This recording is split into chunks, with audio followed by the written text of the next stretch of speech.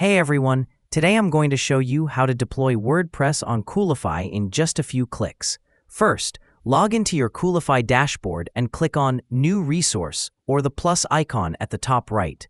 Next, select Service from the options, then choose WordPress from the service templates, which you can see on your screen. Now, give your WordPress site a name and select the server where you want to deploy it.